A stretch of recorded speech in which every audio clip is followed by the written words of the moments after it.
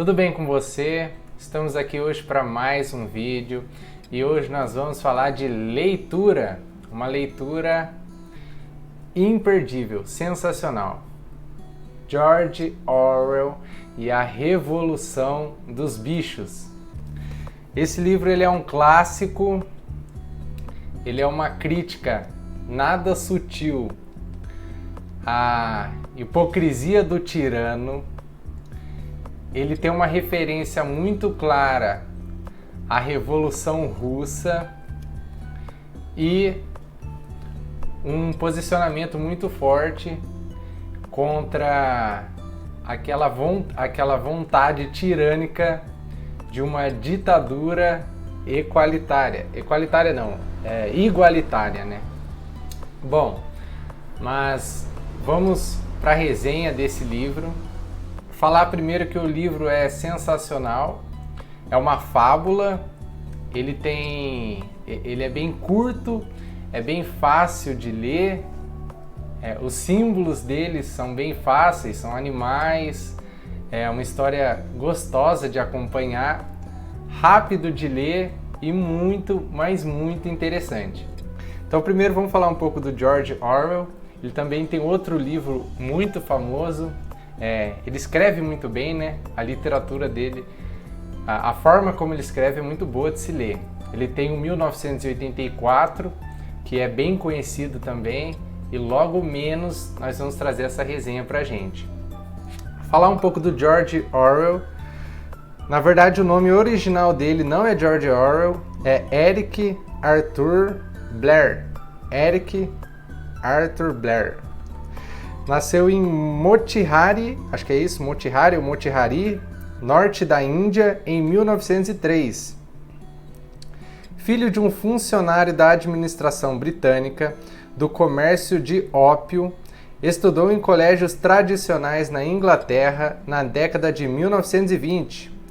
Foi agente da polícia colonial na Birmânia nas décadas seguintes, publicou diversos romances, ensaios, passar o carro ali, e textos jornalísticos. É considerado um dos escritores mais importantes do século XX. Morreu em Londres em 1950. Vamos falar um pouco da história agora. A Revolução dos Bichos, ela se passa na Granja do Solar. Então, uma fazenda, uma granja, nas quais surge um ímpeto, surge uma vontade de haver uma rebelião e, consequentemente, uma revolução. Um certo dia, um porco chamado Major, ele tem um sonho. Esse sonho dá embasamento para haver essa revolução. Então, ele convoca os animais.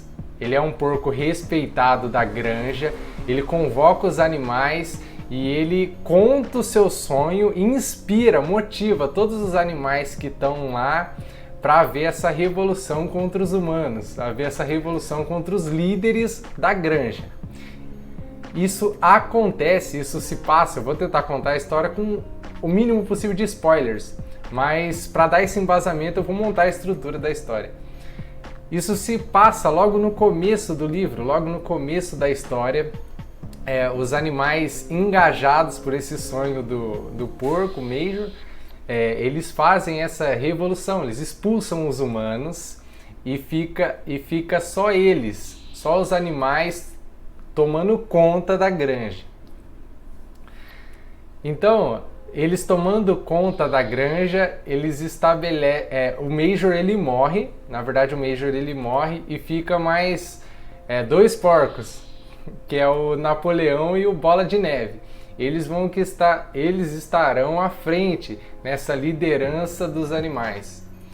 E todos os animais engajados por essa revolução, eles começam além de uma canção, que é a canção da Inglaterra, se não me engano chama, eles começam a se animar nessa canção e começam a ficar felizes da vida por agora a granja ser só deles. No entanto, começa a haver algumas dificuldades porque eles tinham uma utopia, digamos assim, que aquilo ia ser igualitário, justo, todo mundo ia trabalhar pouco ou ia trabalhar bem ou com justiça, de modo que eles não iam cansar tanto e que aquilo ia ser bom para todos os animais. Assim que eles tomam conta da granja, eles estabelecem 7 mandamentos. Os 7 mandamentos dos animais lá. Toda aquela revolução eles chamam de animalia. É o espírito da animalia. Os animais têm que ter o espírito da animalia, que é o espírito da revolução, que é contra os humanos que exploravam a gente, na visão deles. Aí os 7 mandamentos eu vou ler aqui porque é muito interessante. O primeiro: qualquer coisa que ande sobre 2 pernas é inimigo. O que andar sobre 4 pernas ou tiver asas é amigo. Nenhum animal usará roupa. Nenhum animal dormirá em cama. Nenhum animal beberá álcool. Nenhum animal matará outro animal. E, para fechar, todos os animais são iguais. Além desses 7 mandamentos que agora regiam a granja, eles também tinham um lema. E esse lema era: 2 pernas ruim. Não, ao contrário. 4 pernas bom, 2 pernas ruim. Ou seja, quem é animal, benção. Agora quem não é, quem é humano, você tem que se revoltar contra ele. E a revolução dos bichos, ela é cheia de símbolos que daria para fazer vários vídeos, comentar detalhadamente cada símbolo. Porque ela tem o cavalo Sansão, que ele representa a força, ele representa o engajamento, a força braçal de querer fazer, querer trabalhar. Também tem Benjamim, que é o burro, e isso é uma sátira, uma tirada, porque ele é a voz da sabedoria. Sendo o burro, ainda assim ele é a voz da sabedoria, que sempre está falando, está com pensamentos maiores ali, ele sempre tem um pensamento mais sábio. Aí tem o corvo, que eu esqueci o nome dele agora, mas tem um corvo que ele é o símbolo do religioso, é o símbolo do transcendente, porque ele fala de que quando os animais morrerem, eles vão para um lugar no céu, onde vai ter muito alimento, ele fala que vai ter muito açúcar. Então ele é o símbolo do transcendente na história. Assim como vários símbolos, fora o Napoleão e o Bola de Neve, que são símbolos dessa crítica à Revolução Russa, ao socialismo da época do George Orwell.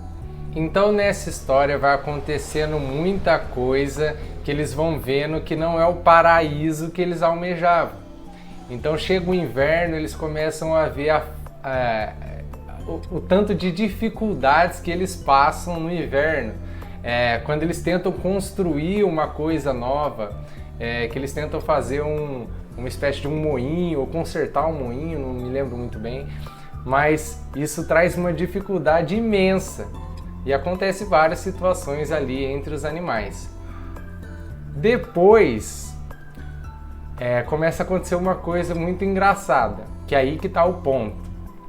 É que eles começam a perverter um pouco esses mandamentos. Então, onde estava escrito lá, os animais não beberão álcool, aí como os porcos, segundo a história, eram os mais inteligentes, só eles e mais alguns animais sabiam ler, eles falavam assim: não, na verdade o que está escrito é que não pode tomar álcool em excesso. Você pode tomar álcool, só não pode tomar álcool em excesso, para eles poderem beber. E depois eles também falam, está escrito nos mandamentos que os animais não podem dormir em cama. Aí eles vão lá e falam: não, na verdade o que está escrito é que os animais não podem dormir em cama com lençóis. Aí eles pegam e tiram o lençol da cama, os porcos, que são os líderes dos animais, tiram os lençóis das camas e começam a dormir nas camas. Ou seja, os líderes daqueles animais que eram o símbolo da igualdade, que ia acabar a opressão, eles acabaram se tornando os próprios tiranos. Eles criticavam o humano, o Dr. Jones, eles criticavam os humanos da granja que oprimiam ou usufruíam deles. E agora eles, quando tomaram a granja, começaram a se tornar os próprios tiranos, os líderes dos animais se tornando os próprios tiranos. Então esse é o ponto essencial da crítica que ele faz. Por isso que a história ficou tão clássica, tão importante para a literatura. Bom, o George Orwell, ele tem um dom, vamos colocar assim, ele tem uma habilidade muito boa de terminar histórias. O fim da história é sensacional, ele termina com chave de ouro. Então o jeito que ele termina esse livro é muito bom. Acaba muito rapidinho, mas é bem conciso, ele fecha com chave de ouro a história, que são os homens e os porcos. Os homens conseguem voltar para fazer algumas negociações com os porcos e eles na casa começam a negociar, e quando você vê, os porcos estão semelhantes ao Dr. Jones. Aí ele fala uma frase sensacional. Eu não vou falar essa frase para te instigar a ler. Não vou falar essa frase para te instigar a ler. Mas vou falar uma outra frase que veio na minha cabeça, que é: a maldade é pavimentada de boas intenções. A maldade, ela é pavimentada de boas intenções. Porque as boas intenções dos porcos era acabar com a opressão. Mas mesmo assim eles se tornaram os opressores. Eu aconselho demais a ler esse livro. É super curto e fácil de ler. É uma fábula. É igual ler aquelas historinhas de criança de antigamente. É fácil de ler, muito gostoso, muito legal, além de ser um clássico da literatura. Você precisa ler esse livro, tá bom? Fica com Deus, obrigado por assistir até aí. Essa é a resenha para te instigar a ler o livro. Esse foi O Irmão Mais Velho. Eu já ia me esquecendo de uma coisa muito importante. Você que assistiu até aqui, curta o vídeo, comenta um livro que você gostaria que fizesse uma resenha, se inscreva no canal, ativa o sininho, esteja com a gente, se inscreva, tem muito conteúdo, tem conselho, tem conceitos, tem livros, personagens bíblicos. A gente vai se aprofundando aos poucos em diversos temas literários, transcendentes, espirituais, muita coisa boa, tá bom? Então, muito obrigado, valeu!